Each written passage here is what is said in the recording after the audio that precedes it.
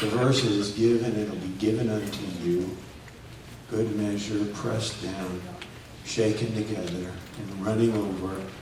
Will God cause men to pour into your life? With the measure that you mete out, or with what you hand out, or bless others with, that's what he causes men to bless in your life. Chris, can you get me that underneath there? I want to illustrate it real quickly for you. Some of you know that I was raised over in Africa, and my mother used to tell me to go to the marketplace. We did not have stores.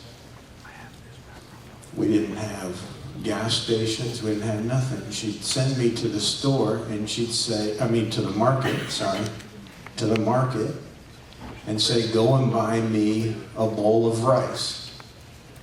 And so a market out there is much like maybe a flea market here, where people put their stuff, on the ground in rows, and you go down the row until you get to what you want, and then you purchase it. So on the ground, I would come to this section where there would be rice, and I would tell the lady, my mother once has sent me here to buy a bowl of rice. And so she would pour out of her, lift it up a little bit so everybody can see. She would pour into this bowl. And that would look good, would it not? But then I wanted a good measure. So I would ask the African lady, please give me a good measure.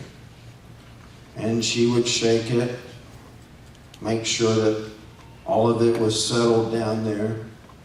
And then she would pour some more. And that looked pretty good, right?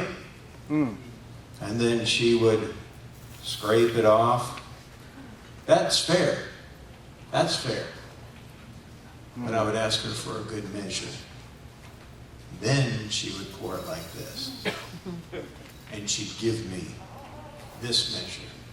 Whoa. How many of you think that's a good measure right there? What it is, thank you. What it is it's more than fair.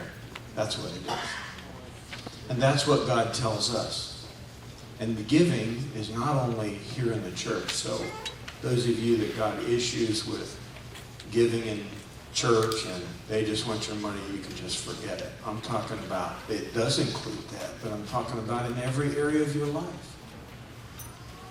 The Bible says if you want friends, then show yourself friendly.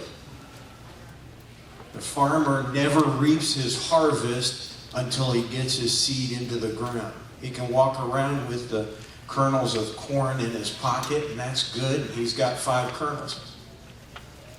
But until he gives out from himself, in that case, gets the seed in the ground, then God blesses it and he multiplies it. Well, that's the way it is with everything in our life. We should always do more than what's expected of us at work. Always.